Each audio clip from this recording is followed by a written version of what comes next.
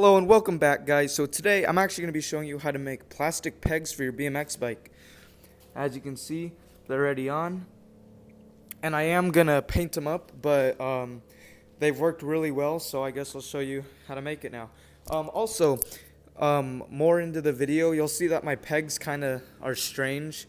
They're kind of really short, and they're not exactly like actual pegs that you'd probably want to use for this.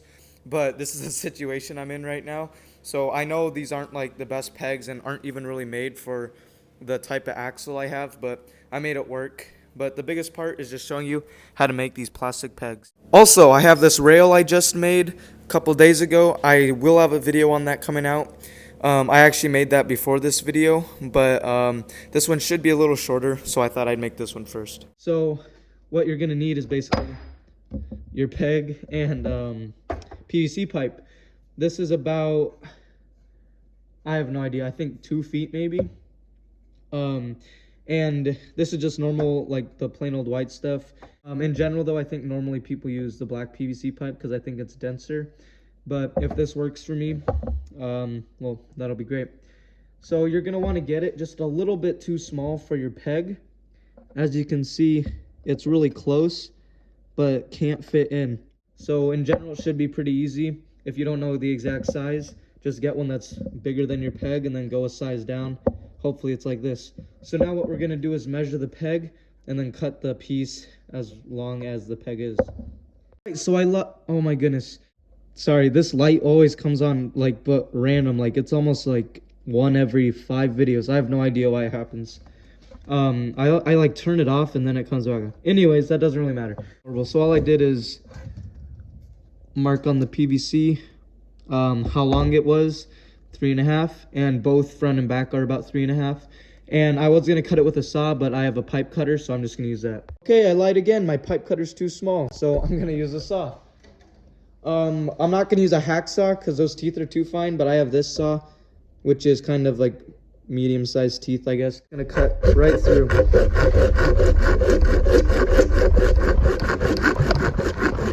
Also, a little trick, as you can see, there's a reflection in the saw. I saw this from Rex Kruger. He's a woodworker on one of his videos. Basically, if you want to keep your cut straight, make sure that line is straight in the mirror. It almost looks like it continues down. Because if your saw is crooked, you can see that the line bends. So as you move it, you can see that move. And if it's straight, that usually means that your saw is perfectly straight up and down.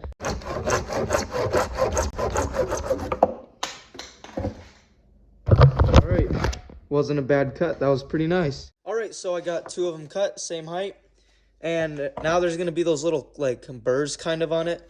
You don't need a knife or anything. Sometimes I think not using a knife is better because people will cut around it. But I feel like most knives, especially like razor blades, are too fat and they kind of catch anyways. So I like to use just the end of a scissor and I just pull in all the way around the edge. It doesn't really catch as much, and as you can see, the inside is nice and good. So like this one has all like the hair, just kind of rub it and then it kind of disappears. And then you can do the same for the outside. It's a little bit harder, but yeah, so as you can see, the outside's a lot cleaner, and you can do that kind of on the top as well for those stray burrs. But that's the way you can just kind of clean up the edges. All right, so these are all nice and clean. Now we can move on to the second part. Also, if I don't seem as peppy as in the last video, it's actually pretty late right now, and I'm a little bit tired. And also, if you guys aren't subscribed, I really don't blame you. This will be like our second video. We haven't had a lot of footage out, so hopefully we can get more out, and you guys might be able to see what our channel's about more. But now we're gonna move on to the next step.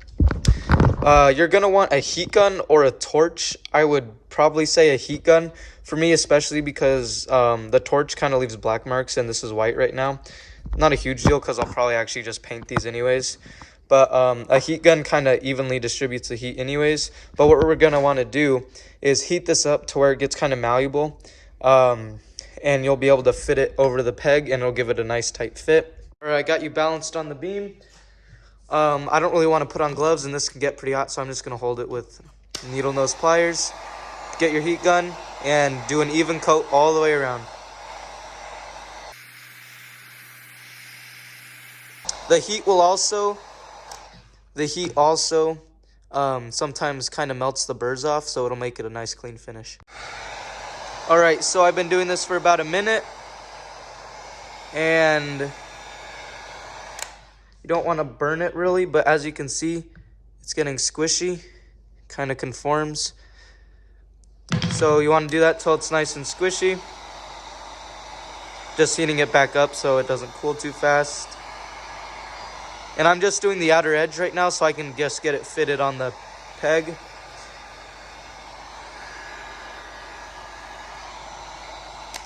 All right, so now hopefully I can fit it over.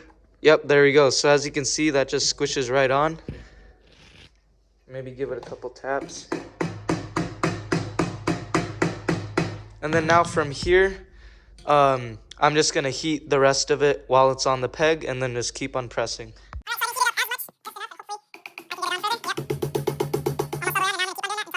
So I got the first one on. It looks pretty good. I'm actually really happy with it. One tip is, as you're getting towards the end, as you heat up the end of this, it'll get nice and soft, obviously.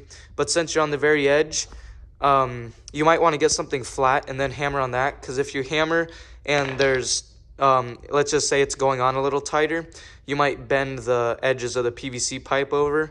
Isn't a huge deal, but if you want to keep yours nice and clean, try and just keep it flat and not bend the PVC pipe in. But as you can see, that's looking pretty good. Now I'm going to do that to the back side, and yeah. All right, so I got both of them on now, and I think they're looking pretty good. One tip is probably make them a little bit longer than what the actual length is, because I guess as you're pushing them on, that's kind of compressing because there's still tension on the bottom, even if it's over, which is good because you want them to stick. These will probably be a little bit shorter, like there's a little lip on it. It's not a huge deal to me, but if you're wanting it to be perfect, probably make it maybe like a centimeter, 1/4 inch longer, and then if there's excess, you can just cut that off. I'll probably do that next time, but for now, I'm extremely happy, and now we'll see if they actually stay on. All right, so there's not a lot of space in my garage, so I'm just gonna grind on the nose really. I'm not gonna do a double peg just because I'd like to get a little more of a run up. I'm also kind of new to grinding, but for now, I'll just do the nose. Hopefully that's good enough for you guys.